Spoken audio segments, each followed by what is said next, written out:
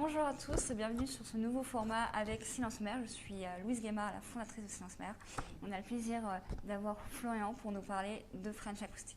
Est-ce que tu peux présenter ton entreprise ? Ouais, et ben écoute, donc French Acoustic, c'est une entreprise qu'on a fondée il y a maintenant 3 ans, avec laquelle on a principalement développé une dimension de l'audio sans fil. Donc on a conçu une première enceinte nomade qui s'appelle Proton, qu'on a vendue à 300 exemplaires. Ensuite, on a développé une deuxième version qui est encore en vente aujourd'hui, donc Proton V2, qui est disponible aussi dans la distribution, donc chez sonvideo.com notamment, et on a d'autres distributeurs un peu partout en France. Ensuite, on a aussi donc développé une partie plus professionnelle, cette fois-ci liée à la scène événementielle. Donc là, on a fait des très grosses enceintes. Ce sont les enceintes qui sont les plus puissantes au monde en termes d'enceintes nomades. Elles font 127 décibels, elles ont des pieds subwoofers qui les rechargent et qui permettent de sonoriser des événements jusqu'à 1000 personnes. On les a placées sur les plages électroniques d'ailleurs ces 2 dernières années et encore cette année-là. Et pour finir, en fin d'année, on a développé notre dernier produit qui s'appelle Lights. Donc c'est une gamme de produits cette fois-ci qui est liée à la sonorisation des bars, hôtels, restaurants. Donc on a sonorisé quelques restaurants à Cannes, des salles de sport à Paris, des très belles résidences aussi dans le Var et à Cannes. Donc on poursuit ce développement avec ce produit-là. Ok, génial. C'est super, voilà, il y a plein de choses à dire. Moi, je vais plus m'occuper de vous poser des questions un peu sur le côté entrepreneurial, comment vous avez ressenti et comment vous vous êtes lancé tout simplement. Donc la première question, c'est en vrai, qu'est-ce qui vous a poussé à créer French Acoustic ? Quel a été le déclencheur, quoi ? Ça remonte à loin. J'ai toujours eu cette envie de créer des choses, que ce soit des enceintes, mais aussi tout un tas d'autres produits électroniques ou voilà, même des enceintes en bois que je faisais, et même encore plus anciens. J'en avais fait dans des boîtes à chaussures avec des haut-parleurs de brocante. Génial. Ça a commencé comme ça quand j'étais en 3e. Et donc en fait, si vous voulez, l'approche de développer un produit, le tester, ça marche pas forcément, mais on réessaye jusqu'à ce que ce soit parfait. C'est quelque chose qui me passionne et j'aime beaucoup le challenge. Donc j'ai rapidement en fait développé ces enceintes là pour mes potes, et du coup mes potes ils voulaient des enceintes plus petites, plus puissantes, ou alors plus grandes pour leur guitare, pour les trucs. Donc il y avait beaucoup de challenge, ça m'a poussé à itérer énormément de produits finalement. Et tous ces feedbacks, cette expérience de montage de produits un peu comme ça dans le garage, finalement ça aboutit sur des difficultés, j'ai envie de dire, quand j'ai été dans le monde après du travail, parce que je manquais justement de challenge et il fallait tout le temps que je cherche un petit peu la difficulté dans ce que je faisais. Mais j'ai eu de la chance d'avoir des patrons très sympas et qui m'ont poussé justement à exercer encore ce besoin-là. Et du coup, par exemple, j'ai débarqué dans une entreprise de fitness qui fabriquait des appareils de fitness en tant que technicien en électronique, alors que j'avais un diplôme de génie civil. Voilà, le boss a été vraiment cool de me faire confiance sur un truc sur lequel j'avais pas de diplôme. Ensuite, j'ai fait de l'auto-entrepreneuriat et j'ai repris les études justement en école d'ingénieur pour formaliser ces connaissances en électronique. Après, j'étais à Thales Alenia Space et c'est pareil, je me disais, on me donne des projets un peu logiciels, bateaux, tout ça, c'est pas très. On me pousse pas beaucoup au risque en fait. Et on m'a donné un jour un projet, et je remercie vraiment la personne qui s'appelle Christophe qui m'a donné ce projet-là. Un truc hyper risqué où il n'y avait rien, c'était juste une idée sur un parking d'innovation, donc ils s'appellent ça des parkings d'innovation. Il y a plein d'idées et des fois elles sont développées, des fois pas. Et là, ce besoin-là était plus fort. Donc, c'était un espèce de système de test pour les satellites. Et je l'ai fait en tout sans fil, en fait. Et c'était du jamais vu à Thales Alenia Space. Avant, ils mettaient beaucoup de câbles, donc une centaine de câbles sur le satellite. Ça a remplacé tout ça. Et du coup, c'est un projet qui m'a vraiment boosté pendant mes études. En vulgarisation, c'est un peu comme si vous avez fait du Bluetooth, mais pour des choses hyper technologiques, quoi. Ouais, c'est un peu ça. C'est un peu comme dans l'audio, du Bluetooth, on met plein d'enceintes ensemble.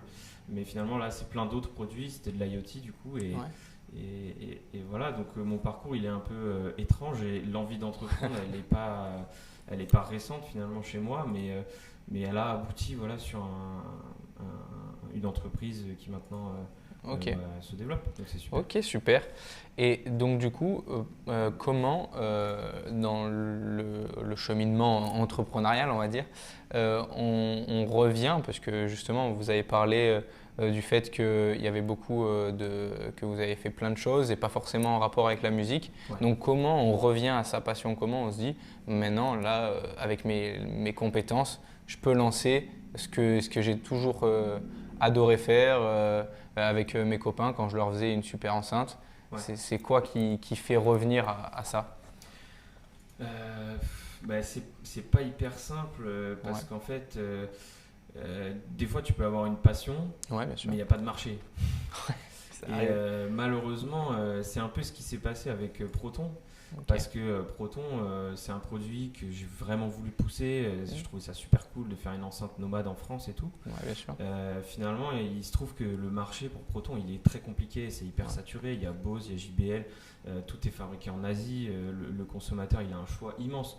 Pour te dire à quel point, il y a des fois, on a été refusé dans des magasins pas parce que notre produit était pas bon, mais parce que le rayon était déjà blindé. Et en fait, il y avait déjà trop de produits pour eux. Et ils voulaient même en enlever parce qu'en fait, il y a trop de choix et le consommateur, il se perd. Et en fait, il y a besoin, je pense, sur ce marché-là, de revenir à des sources plus saines. Ouais. De se dire, OK, on développe la chose dans le pays où on veut la vendre. Enfin, on a mis tous ces critères-là en avant sur notre boîte parce que justement, on veut fabriquer tout en France. On veut prôner une industrie plus verte. Alors, on n'est pas parfait, mais on fait le maximum pour. Mais malheureusement, il n'y a pas trop de place pour ce produit-là, sur ce marché-là. Et c'est pour ça qu'on a dû diriger un peu les activités de l'entreprise sur un marché plus ouvert à ça. Okay. Et il se trouve que par exemple, les restaurateurs, les hôtels, même les villes ou les salles de sport comme on a fait, ont des objectifs RSE à tenir. Ouais. Donc, par exemple, ils doivent intégrer une partie de mobilier fabriqué en France dans leur nouveau bâtiment.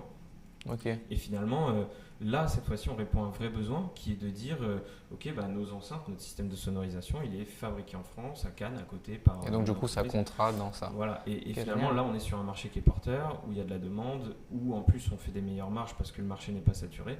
Mais c'était pas le cas de Proton. Pourtant, c'était ma passion. Mais bien des sûr. fois, il faut savoir bifurquer un petit peu sur d'autres terrains. Ok, super. Super. Je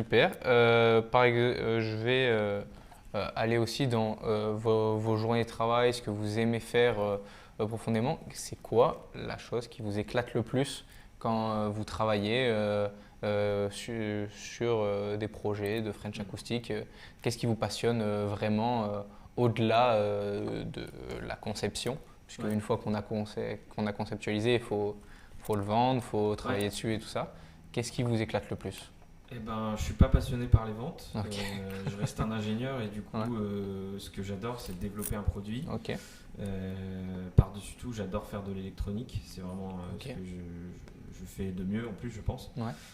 Après, si tu veux, la concrétisation d'un projet de produit, je trouve ça assez magnifique. C'est-à-dire, tu as l'idée et tu te dis, OK, je vais le faire.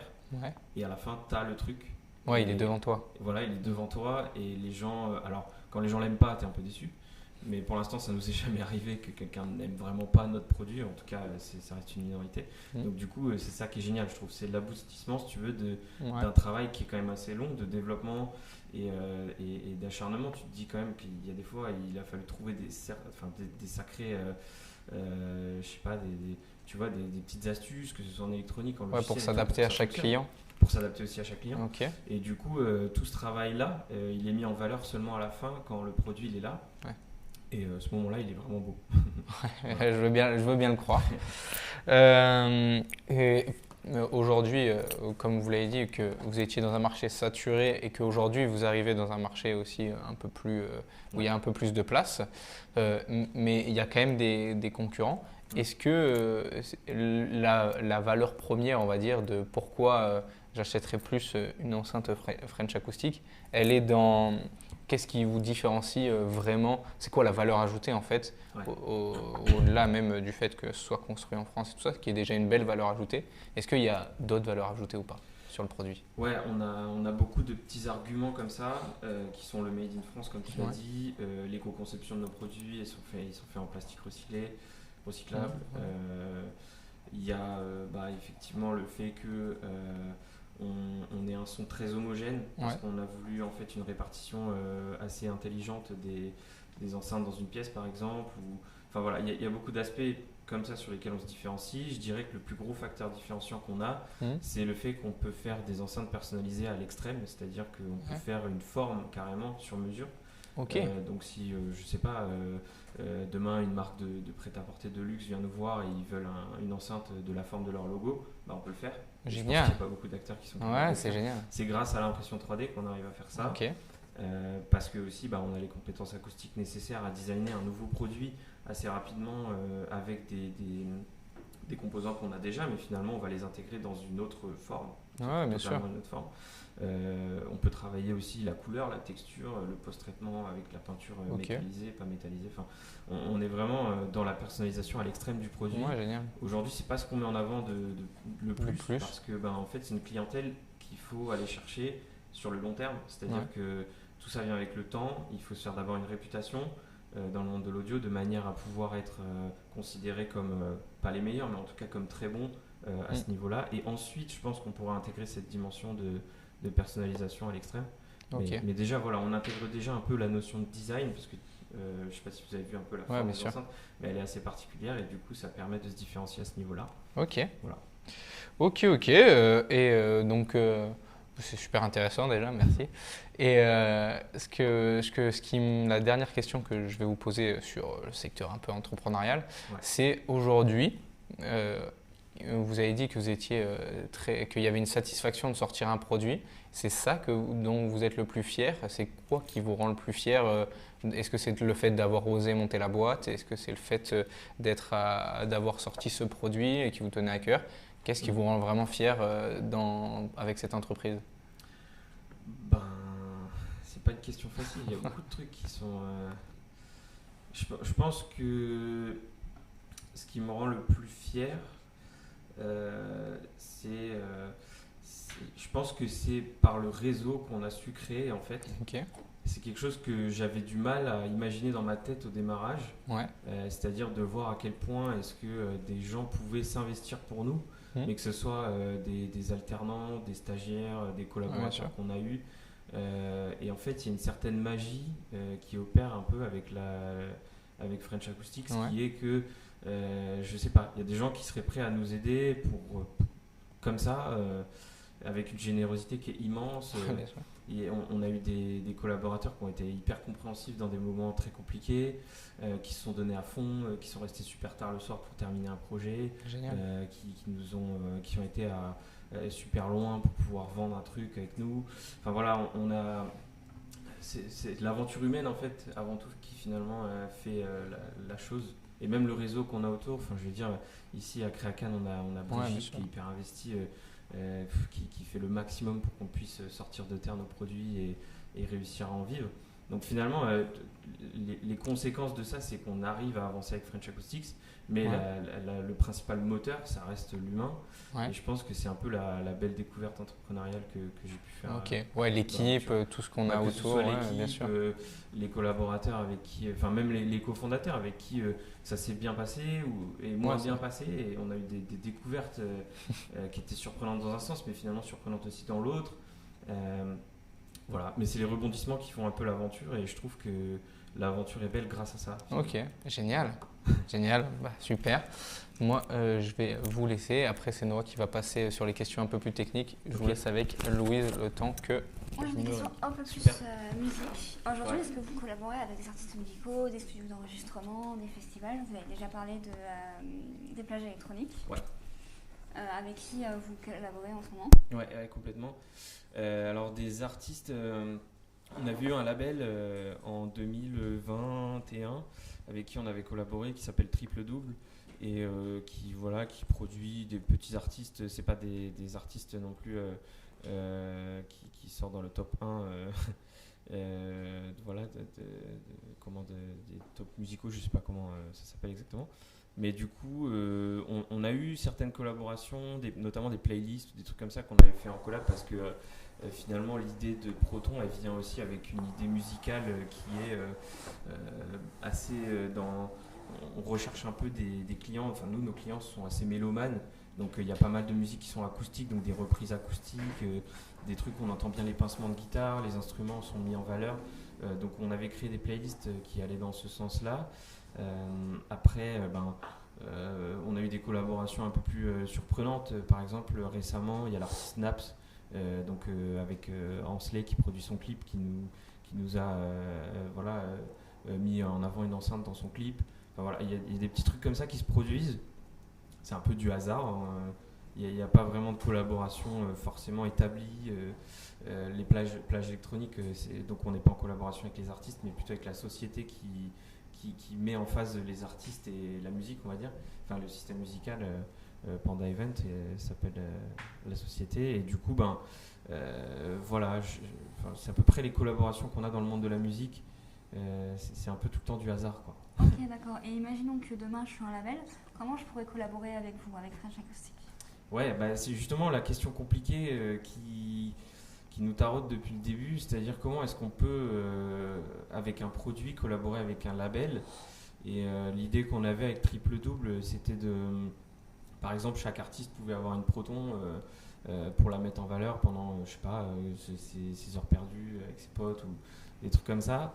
Mais je sais pas si c'est la meilleure idée. Je pense qu'il nous manque des idées dans ce monde-là. En fait, il y a comme on dit dans le monde des startups, un product market fit à trouver entre notre produit et le marché des labels, qui n'est pas évident finalement.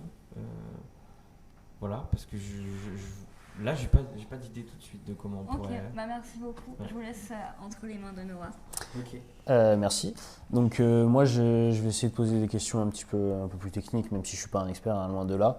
Okay. Moi, je fais pareil, je fais des études de commercialisation, donc voilà.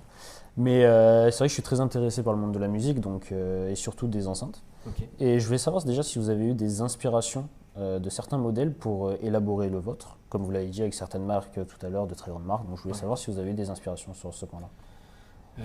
Des inspirations, pas vraiment. Okay. Si tu veux, la forme même de base de la Proton, elle est plutôt inspirée de Star Wars. Ok. Ouais. Donc on n'est pas vraiment dans le monde des enceintes. Mais en fait, il y a quand même alors, il y a des inspirations, je dirais pas du côté des concurrents et des modèles d'enceintes qui existent aujourd'hui, mais plutôt du savoir-faire français de l'audio. Okay. Parce que si tu veux, en France, on a la chance quand même d'avoir un patrimoine de l'audio qui est hyper riche. Ouais, comme Focal par exemple. Focal, Ellipson, dont je connais le directeur R&D. Il y a aussi Davis Acoustique, qui est une très grande marque. On a De Vialet, on a vraiment. De Vialet, ouais. On a vraiment très grande marque. Qui a fait quand même ils l'ont marketé comme ça, la meilleure enceinte au monde. Ouais, complètement. Et je trouve ça génial. Donc du coup, en fait, si tu veux, on a un héritage audio qui est hyper riche, et de cet héritage-là, il y a beaucoup de livres en fait, énormément de livres. Et j'ai été inspiré beaucoup par des livres finalement, plus que par des produits. Okay. Et si tu veux, je pense que la lecture de livres techniques du monde de l'audio, tu vois, des trucs qui n'étaient même pas forcément très réputés à l'époque, des trucs qui allaient un peu à contresens, du genre les membranes passives qui sont à l'arrière de Proton. Tu la retrouves aussi sur d'autres modèles d'enceintes. Mais c'est un truc qui, dans les années 70, n'était pas forcément très bien vu. Parce que tu vas augmenter virtuellement des graves qui ne devraient pas être là. Enfin voilà, il y a des petites techniques comme ça. Par exemple, le fait de ne pas avoir les deux haut-parleurs sur un même plan. Et ça, on est quasiment les seuls à le faire, parce qu'en fait, tu regardes toutes les enceintes du marché, quand il y a deux haut-parleurs, ils sont sur la même face. Ou souvent avec un tweeter central qui vient vers nous. Central, et puis des boomers, ou alors il y a un tweeter au-dessus et des boomers. Mais nous, on a carrément deux larges bandes qui ne sont pas sur une seule et même face. Et en fait, ça n'existe pas. Et le parti pris de ça, c'est de dire, quand on écoute de l'audio nomade, on est n'importe où autour de l'enceinte. On n'est pas forcément en face.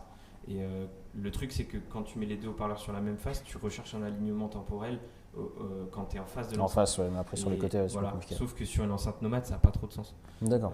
Alors il y en a qui le font en opposition de phase. JBL, ils le font, ils les mettent sur des phases carrément opposées. Bien sûr, sur les côtés. Mais tu as toujours un alignement. Voilà. Nous, on a vraiment recherché finalement l'aspect spatialisation. On élargit la scène stéréo, on vient amplifier ce qui est difficile à faire avec une petite enceinte de base.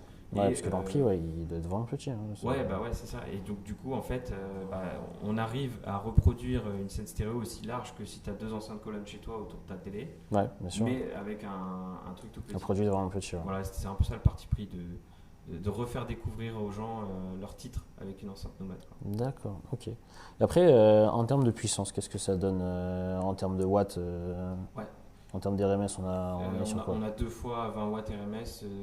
Alors ça c'était sur Proton V1, là on a 2 fois 23 watts sur Proton V2. Voilà. Après, en termes de décibels, on a quand même une pression acoustique de 101 décibels crête, ce qui est pas mal, ça fait quand même pas mal de bruit. Et voilà, la puissance, c'est vrai que c'est un argument qu'on met pas mal en avant parce que dans un petit format comme ça, un petit format, c'est quand même déjà très intéressant. Comme vous l'avez dit avec Mathis tout à l'heure, vous avez parlé de personnalisation de l'enceinte. Concrètement, un consommateur lambda comme moi, par exemple, qui veut être à la maison, créer 2 formes distinctes, est-ce que c'est possible? Combien ça coûterait? Comment on pourrait l'élaborer? Est-ce qu'on l'élabore ensemble? Est-ce que c'est vous qui donnez des idées et nous on répète derrière ça? Comment ça se passe? Ouais, alors avec un particulier, on ne l'a jamais fait pour la bonne et simple raison que c'est quand même assez cher. Ouais, j'imagine. En fait, si tu veux, ça a un intérêt quand tu veux sonoriser une grande pièce ou je sais pas, plusieurs pièces et que du coup tu designes une forme une fois et qu'après l'enceinte ne va pas te coûter plus cher parce que le design a été fait une fois. Donc dans un but un petit peu une mini série, tu vois, de je sais pas 20, 30 unités par exemple, ça vaut le coup. Sur une unité, le truc c'est qu'il faut savoir que la personnalisation va coûter plus cher que l'enceinte. Donc, bien sûr. L'enceinte elle coûte à peu près 250 €. La personnalisation au minimum pour une forme simple, je sais pas, une sphère ou un truc, un cube, quelque chose que tu voudrais, qui a une forme un peu spécifique pour le mettre dans un coin d'un mur, nous on va te prendre je sais pas, une demi-journée de CAO. Une demi-journée de CAO c'est à peu près 250 €, donc tu vois c'est le prix de l'enceinte. Après il faut faire 3 prototypes. Bien sûr. Pour valider le truc, parce que pour l'acoustique et tout, c'est compliqué. Non, je préfère ça. Donc, du coup, on va retravailler. Certainement, on va retravailler 3 fois. Donc, on fait un package, si tu veux, où tu as les 3 prototypes pour un truc comme, je sais plus, c'est autour des 530 ou quelque chose comme ça. Donc, en gros, si tu veux une enceinte sur mesure, c'est pas le plus intéressant. La paire stéréo, ça va te coûter à peu près 1500 €. Après, tu as un truc sur mesure que personne n'a. Bien sûr, c'est aussi l'avantage. Du coup, c'est très intéressant, par exemple, pour des professionnels qui, là, voudraient faire un package avec plusieurs enceintes. D'accord.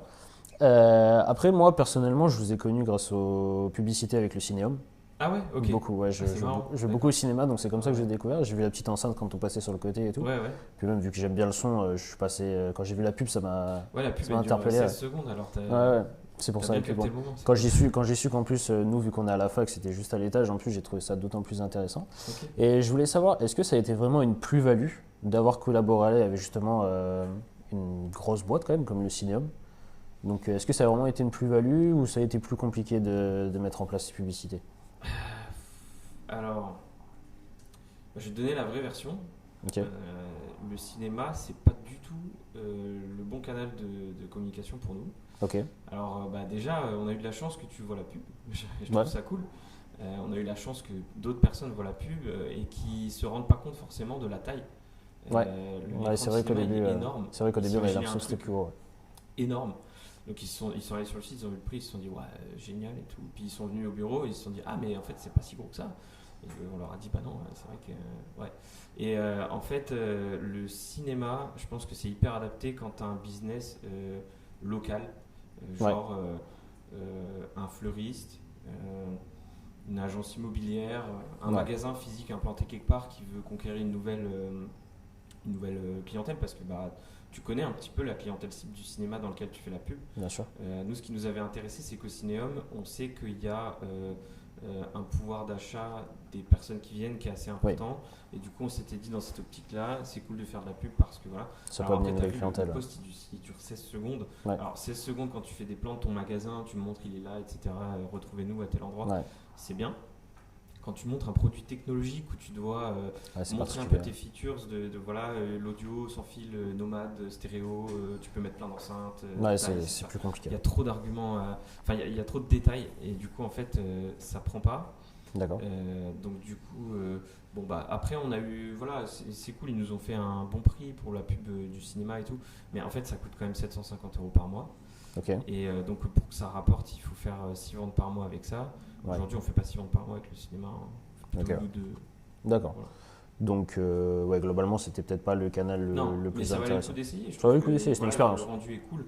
Je pense que tu vois, avec le dernier produit qu'on a sorti, Lines, il y a peut-être plus d'intérêt parce que finalement, on va toucher un tissu assez local. Ouais. On va pouvoir montrer des photos de restaurants dans lesquels on a implanté le truc. Donc, bien sûr, on ne montre pas un produit, mais on montre un lieu. Et on va pouvoir dire retrouver notre bureau d'études au campus Georges Méliès. Voilà, peut-être qu'une réadaptation de la pub, finalement, ça serait à réfléchir. D'accord. Après, je voulais vous parler un peu de ce qui est l'aspect un peu plus technologique. J'ai vu sur certaines vidéos sur votre site, j'ai un peu pu parcourir. Ouais. Pour concrètement améliorer la qualité du son, comme vous le disiez, il y a de la puissance, etc. Ouais. Qu'est-ce que vous utilisez? Est-ce que sur l'application, on peut retrouver un equalizer où on va totalement gérer l'enceinte? Est-ce qu'on a des modes prédéfinis? Comment ça se passe? Alors nous de base, si tu veux, dans l'enceinte, il y a un DSP, ça veut dire Digital Signal Processor. Et en gros, ça permet de faire un pré-traitement du son avant qu'il soit dans l'amplificateur. Et avec ce pré-traitement, on vient compenser la courbe de réponse en fréquence de base des haut-parleurs. De base, les haut-parleurs, ils ont une courbe de réponse en fréquence qui est plutôt en forme de cloche. Vu la taille des HP qu'on a, on a beaucoup de médiums. Les graves sont très effacés. Peu d'infra. Ça reste un haut-parleur qui est assez grand, donc finalement les aigus sont aussi assez effacés. Et pour compenser ça, donc on a le DSP qui voilà. Donc on fait un ajustement en chambre anéchoïque du DSP de manière à avoir une courbe de réponse en fréquence plate. Ça c'est sensible. Après, on sait très bien que selon le type de musique que tu écoutes ou selon, je sais pas, tes préférences auditives, bien sûr, voilà, il va y avoir un paramétrage après derrière. Et nous, on n'a pas fait ça sous forme d'équaliseur parce qu'on ne voulait pas que tu vois l'image du son qu'on veut renvoyer à l'extérieur soit modifiable au point que ça puisse devenir nul. Tu vois. Quand tu as ton équaliseur JBL, il suffit qu'il y ait 2 curseurs, tu les mets tout en bas. Bien sûr. Quelqu'un qui ne s'y connaît pas trop, il va tout mettre en haut ou tout mettre en bas, ça va casser le truc. Alors il peut y avoir ça, et il peut y avoir aussi quelqu'un qui a des préférences auditives très bizarres, et du coup il va mettre un son qui va être un peu étrange, et les gens qui vont écouter l'enceinte vont se dire mais elle est bizarre ton enceinte, elle fait un bruit. Bien sûr, moi je comprends. Et donc du coup en fait on voulait pas ce truc là, tu vois, c'est un peu comme la personnalisation des voitures où tu peux avoir tu peux avoir une voiture grise anthracite avec un toit vert kaki. C'est pas beau. C'est pas très beau. Peut-être qu'il y a certaines personnes qui vont aimer ça. Finalement, tu arrives dans les top 1% de gens qui vont faire des combinaisons très bizarres. Et on voulait pas que ce soit possible. Du coup, on a préféré faire des modes audio. Ne pas dénaturer le produit et rester sur quelque chose de vraiment. Mais tu as quand même de la personnalisation puisque tu as des modes audio. Et les modes audio, donc tu as un mode où tu as plus de graves avec un réajustement de la partie basse du spectre qu'on a fait nous. Tu as un mode qui est plus dédié à l'extérieur où tu as moins de graves et tu augmentes un peu plus le spectre du bas médium et des aigus, donc ça porte plus loin. Et après, tu as d'autres modes comme le mode loud, c'est le mode spatial où on vient carrément élargir encore plus la scène stéréo, donc ça pour les films c'est pas mal. Tu vois, tu as vraiment un truc où tu entends les effets qui passent derrière toi et tout, c'est assez bluffant. D'accord. Et en fait, on a plus vu la chose sous forme de mode audio que vraiment de personnalisation en mode équaliseur graphique. Tout ça, tu peux le faire depuis l'app. Ok, super intéressant. Et pour finir, ma dernière question, je voulais savoir si vous êtes encore en train d'élaborer, améliorer, on va dire, le modèle Proton V2, ou vous êtes déjà passé sur une nouvelle version qui sera peut-être le modèle V3. Comment ça se passe aujourd'hui, la R&D? Proton V3, il y a déjà le dossier dans le drive et tout. Mais pour l'instant, on ne se concentre pas dessus. Pour la bonne et simple raison que, comme je l'ai expliqué tout à l'heure, je pense qu'il faut qu'on trouve un produit en B2C qui soit plus adapté à une clientèle potentielle qu'on aurait et qui soit adapté à un marché qui existe.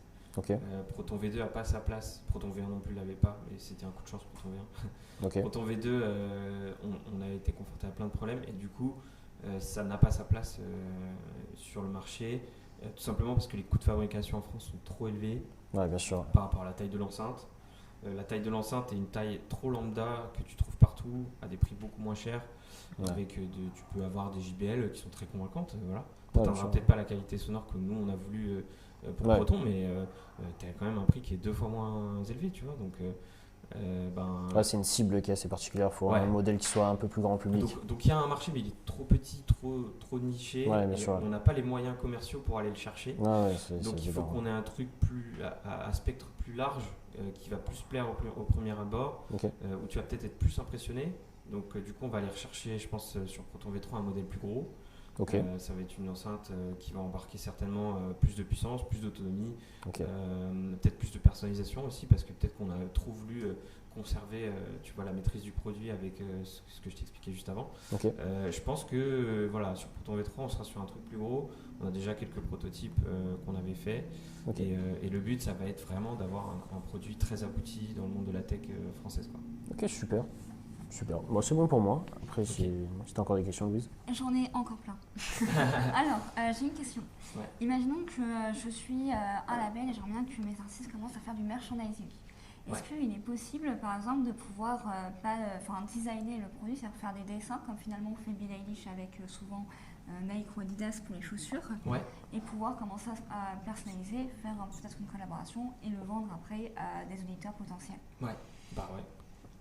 Est-ce qu'aujourd'hui vous l'avez déjà fait ou est-ce que Non, on l'a jamais fait. Alors les seuls trucs qu'on a fait, c'est la personnalisation de Proton, où on a inscrit le logo d'une entreprise, ou par exemple Naps, on a mis son blaze sur l'enceinte en énorme et tout. Ça lui a bien plu, du coup il a kiffé l'enceinte, il l'utilise tous les soirs chez lui. Il est en train de tourner un clip, je crois, en Martinique. Donc du coup, voilà, plutôt réussi pour ce coup-là. Mais après, c'est des trucs qu'on a surtout fait pour des entreprises. Et qu'on aimerait beaucoup faire pour des artistes, parce que finalement il y a une réelle synergie entre le produit qui reproduit la musique et l'artiste. Et en fait, ce qu'on avait pensé dans ce sens-là, c'était tout à l'heure on parlait de DSP, voilà. Et on aimerait beaucoup toucher des artistes et qu'ils mettent leur empreinte en fait sur carrément le timbre sonore de l'enceinte. Donc c'est-à-dire que nous on fait un réglage complètement flat. Et lui vient nous dire moi je trouve que là j'aurais bien, tu vois, pour mon titre, j'aurais bien mis un peu plus de bas médium, mettez-moi un peu plus de clinquant dans l'aigu, tu vois. Et on ajuste carrément la courbe de réponse en fonction de l'artiste. Et ça peut être hyper intéressant. Mais il y a aussi la forme dont tu parles qui peut être hyper intéressante, je pense. Et aujourd'hui, les enceintes, à qui vous adressez-vous principalement pour la Proton V2? Alors, le persona type, c'est jeune cadre, 35 ans, qui a eu ou qui a des aspirations pour tout ce qui est de la musique, donc soit un musicien qui fait un peu de la guitare avec un groupe, soit quelqu'un qui a fait dans son enfance d'un instrument, qui a fait de l'éveil musical, quelque chose comme ça. Et puis après on a beaucoup aussi les musiciens ambulants. Voilà, qui font de la musique de rue, des trucs comme ça. Donc on peut brancher par exemple une guitare, une basse aussi. Et alors après il te faut ta petite table de mix, préamplifier tout ça et tout. Mais souvent les artistes ils ont ça, mais ils n'ont pas le mode de reproduction derrière, ou alors ils ont des gros trucs, ou alors des petits trucs, mais c'est pas top. Et nous en fait on vient ajuster un peu les paramètres de l'enceinte souvent pour le créateur. Donc on fait pas de la personnalisation du DSP, mais on vient ajuster le gain, les trucs et tout. On vient modifier un petit peu l'enceinte techniquement pour que ça puisse correspondre à son utilisation. Et ça, c'est un truc qui plaît beaucoup. Voilà. Donc après, ça reste une clientèle assez restreinte. Ok, d'accord. Une dernière question, c'est aujourd'hui, quelle est la vision de French Acoustic pour l'avenir? Alors la vision, elle est clairement tournée sur Lines, le produit, la gamme de produits dont je parlais tout à l'heure, qui est des enceintes donc soit suspendues, soit en applique murale avec un caisson de grave et un amplificateur qu'on fabrique aussi. Là, on est sur un marché qui est plus gros, sur lequel il y a de la demande justement par rapport à cette politique RSE, mais pas que, aussi parce que les clients sont de plus en plus exigeants d'un point de vue du design des enceintes. C'est-à-dire qu'il y a beaucoup de clients maintenant qui veulent que les enceintes ne soient pas visibles. Mais en fait, pourquoi? Parce que les enceintes du marché qu'on installe encastrées dans le mur, en applique murale, elles ne sont pas très jolies. Et du coup, nous, on a pris le pari de dire, ok, on fait l'enceinte, on la met en valeur, on met la couleur que vous voulez, la texture que vous voulez, et même la forme, on peut aller jusqu'à la forme. On personnalise la couleur du câble qui est de la suspente, la couleur des fixations murales, la couleur du caisson de grave, on peut placer le caisson de grave où on veut, l'amplificateur même, on peut faire des couleurs personnalisées sur l'ampli. On a des configurations qui sont assez infinies en fait avec ce produit-là, et du coup, en fait pour nous, tout de suite, ça va plus vite en fait. Parce qu'un restaurateur est content de son install et puis ça va très vite dans ce monde-là et il dit t'as quoi comme son? Ça va et tout. Du bouche à oreille, ça va très vite. Le bouche à oreille va super vite. Alors que dans les enceintes nomades, tout le monde a déjà une enceinte nomade en vrai. Donc le monde professionnel est peut-être plus intéressant du coup en ce moment. C'est ça. Il y a plus de renouvellement, il y a plus de clientèle intéressée par des produits plus haut de gamme. sur lesquels on est positionné. Et est-ce que même les restaurants pourront régler à peu près les paramètres sonores sur... Ah ouais. Alors, on le fait d'ailleurs parce qu'en fait du coup, donc en fait on le propose. Si tu veux, tu as la prestation classique où on vient, on installe le truc et tu as un rendu sonore, un peu comme quand tu achètes un système sono, c'est un rendu sonore qui est ce qu'il est, puis c'est tout. Et après, on propose une prestation qui a du sens parce qu'en fait finalement, par rapport au prix que tu vas payer pour ton install, souvent c'est des installs, nous on a un panier moyen de 5 000 € parce que tu vas avoir pas mal d'enceintes, genre 6, 7, 8, plus de caissons de graves, un ampli ou deux. Donc c'est des installs qui chiffrent un peu tout de suite. Et la prestation qu'on propose, qui est de l'ordre, donc ça dépend de 200 à 500 €, elle a tout son sens en fait parce qu'on va vraiment peaufiner, mais aux petits oignons, le DSP pour que tu aies vraiment un son parfait dans ton établissement. Ouais, s'adapter à chaque type de pièce, si c'est assez large, si c'est assez petit. Voilà, s'il y a des enceintes dans plusieurs pièces, on va adapter même carrément chaque groupe d'enceintes avec des zonings et tout pour pouvoir reproduire le son parfait pour les clients en fait qui vont après être soit dans cet hôtel, restaurant ou salle de sport. Et ça, voilà, ça on a beaucoup plus de valeur ajoutée avec ça sur Lines qu'avec Proton en fait. Ok.